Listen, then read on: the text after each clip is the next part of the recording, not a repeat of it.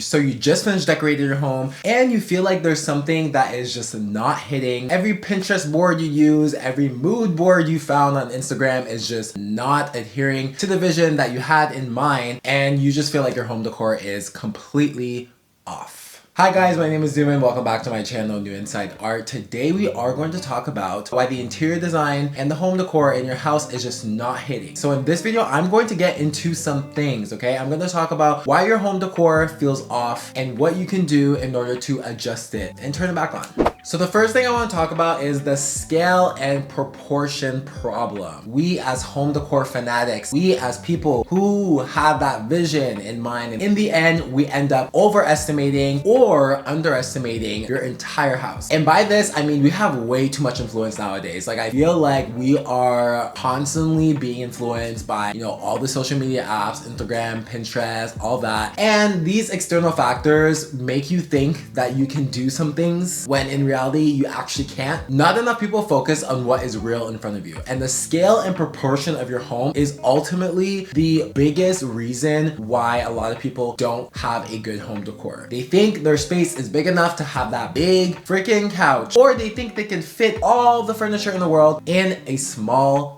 apartment. So furniture that is too big or too small completely throws off a room. So if we're looking at this specific example, what do you see here? Okay, we see here that there's two accent chairs, we see that there is a couch and a coffee table. The living room itself encompasses the furniture well. However, the rug is too small. I feel like it automatically shrinks in and the focal point goes straight to the middle. If the rug was just a tiny bit bigger in order to go under the legs of the couch and even under the accent chair, you would see that this room would have a much bigger focal point and we would focus on that beautiful couch and those beautiful olive green accent chairs. And even if we're looking at this example too, like you see that the couch is way too crammed in this small space, okay? We have a really narrow space. It doesn't matter how big or small your apartment is, you can make the measurements in your home work and complement what you have going on in terms of square footage. But this couch, I feel like this person was very motivated. They thought they could have that sectional. They probably wanted something that's big enough in order to have a lot of people. And then you have an example here where you literally can't even see the scale and proportion of the room. Like I don't even understand like how big it is. Just looking at this, like the space is so small, and ironically this person doesn't really have a lot of things. He just completely ignored the space size. So looking at all these examples, you get the picture. The scale and proportion of your room, of your home, of anything really that you're working with to have furniture in is super important. If you have a very long wall or even just a coffee table that is way too small and being swallowed up by the big furniture around it, I can go on and on about this. I feel like we have way too much courage of what we see online, and then we just like forget the measurement portion and then end up ordering like a big dining table that can't even fit in the door of your apartment. So the best way to avoid the scale and proportion problem is to have the 70-30 rule. I think this is a pretty common notion. The 70-30 rule means that you have 70% where you are strict, okay? So you walk into your space, you walk into your home, and you're just like, this is what I'm going to do. And it's going to be very set in stone. And then you have the 30% where you can be super flexible. You can break all the rules that you want. So once you follow this rule, you can see that your home might change drastically. I know this speaks for itself, but the optimization of your space is what matters at the end of the day. So we are going to focus on the aspect of everything needs to be measured accurately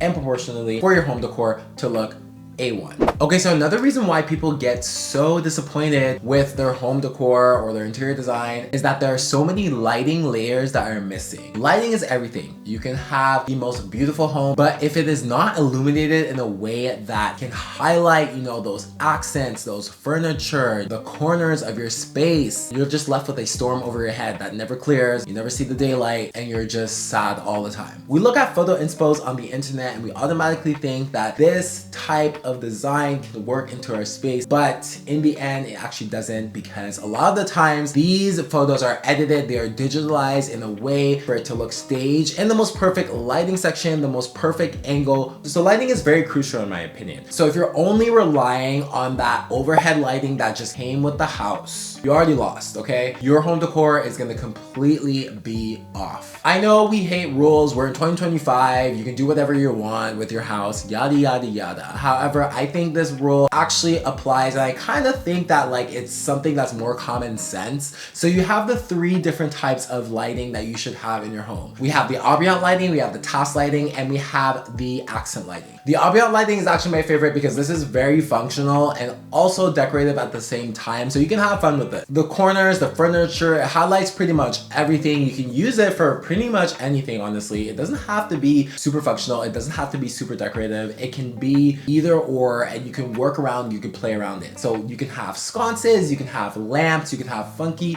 shapes that's going all over your home, and it's just like, you know, just giving that brightness in that hue and that saturation, and you're just feeling like a different mood wherever you go. The accent lighting, you usually find these in hard to reach places. So you usually see them in like niches, mirrors, under cabinets. Although accent lighting isn't actually necessary, it gives your space kind of like a pick-me-up and can make your space feeling less flat. However, I would say do not overdo this, because we always see these super modern, these super luxurious homes that overdo it, and it just ends up looking tacky. Ironically, it just ends up looking like cold. Like, I don't want to walk into your space and then there's a light for everything. Like, you are going to ruin my eyes, and I don't want that. I want my eyes. I've talked about this in my previous video, these luxury homes that just keep having those next level LED lightings everywhere you go is not cute. The task lighting is more boring, okay, because it's essentially what it is, a task lighting. So you are using it for a specific task, whether it is cooking or cleaning or anything like that. These are pretty much brighter. You can have lamps,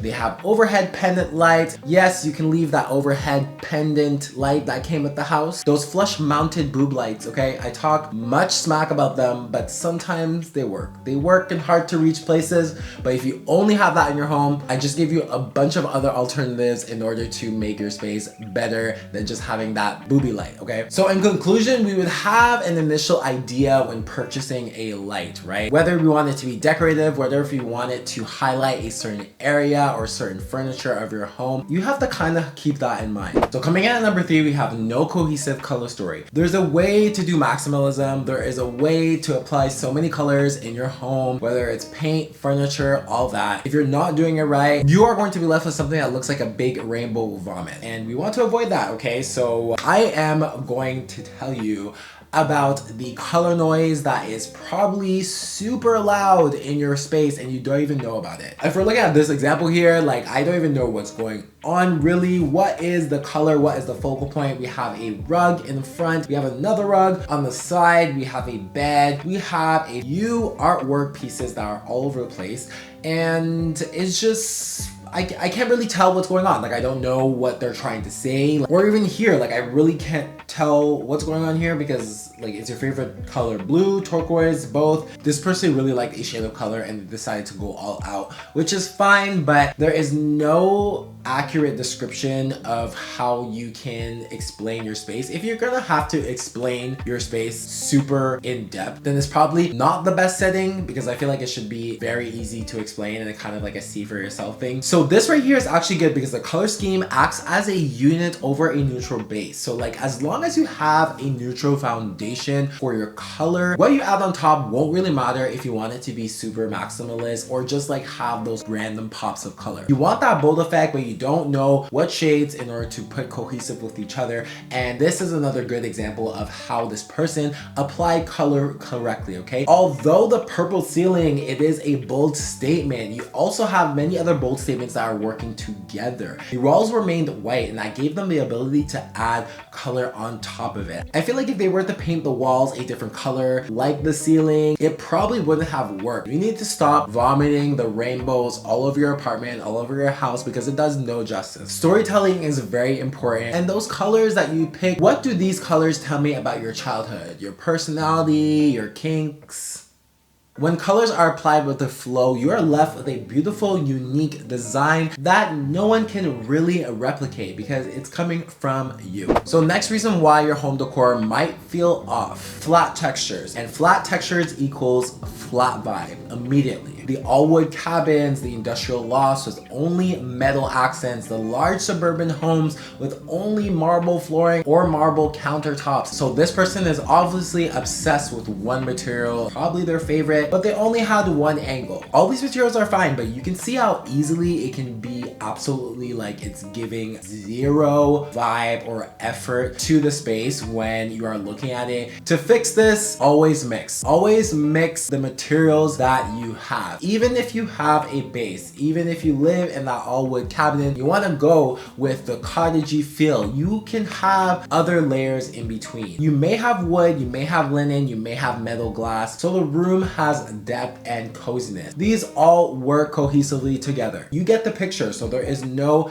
excuse not to mix and match the textures in your home. Okay, so the next thing I want to talk about is the showroom syndrome. So yes, the reason why your home decor sucks is because you're obsessed with Pinterest. This is a controversial take. You are obsessed with Pinterest in the wrong way. This wrong way may equate to buying an entire matching set furniture from the store. That's not personality, that is just a stage home. As a result, you're left with a home that doesn't match your lifestyle. That boucle sofa looks amazing, but it feels like a brick. The delicate glass coffee table that you have your pets and kids running around, broken, shattered instantly. Designed for you first. Comfort and function comes always in front of how your house is going to look. This is why I feel like mid-century modern is one of my favorite designs, because it's always functional. Whether it's a desk, a table, it is super functional in a way that adheres to people's needs in a variety of types of styles. That's what makes a home feel personal and collected. You can't just walk into your home and you see the latest, most expensive furniture you got from Rose Concepts or West Elm if it's just not usable in the end. Coming in at our last reason why your home decor might not be it is because we are ignoring scent, we are ignoring sound, and we are ignoring sightlines. Okay, so if I'm going to start with the sightlines, sightlines are a major thing. I'm not into over minimalism, but if you can hide it, hide it. We don't always need to see everything that's going on in your space. If it's an entryway, I don't want to see your shoes, I don't want to see your coats. If it's a kitchen, I don't want to see your pet bowls. And if it's a bathroom, I don't want to see your shampoo bottles, your toothbrush, and all that craziness. The furniture placement, the focal point, the contrast, the texture, this is what you want to see. Think about a space where people walk in and the first thing they see, and even that, design is not just what you see, it's how you feel in that home. If I can smell your home, you can add candles for that scent, and you can also add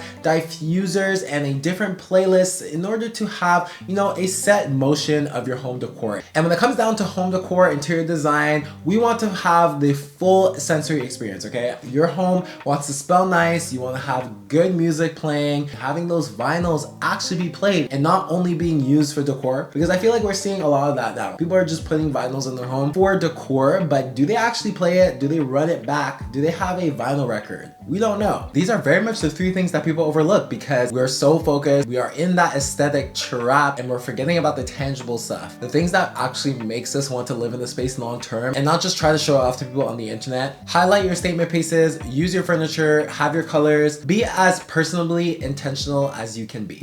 Alright, so that's the end of the video, guys. These are all the reasons why your home decor might feel off. Even if you knew about these mistakes before, this is a common refresher. So if we can get into it and lock in with these interior design tips, you will refresh your space like there is no other. So if you really like this video, please like, comment, and subscribe. And most importantly, subscribe, because I see a lot of y'all are watching but not clicking that subscribe button. Please get in that subscribe button. I have much more videos to share. And if you are subscribed and if you want to be subscribed, you can go through my other playlists. I talk about interior design tips. I also have a lot of home updates. I recently moved into a new home, so I'm applying a lot of design principles in there. I'm trying to make it as super intentional as I can, and I'm going to avoid these mistakes that I talked about, and I really want my home decor to hit. So please follow along the journey. You can check my recent video of how I'm updating my boring home, all the home decor tips that I talked about today. I'm definitely going to see you next time. I don't know where, I don't know when, but it is going to be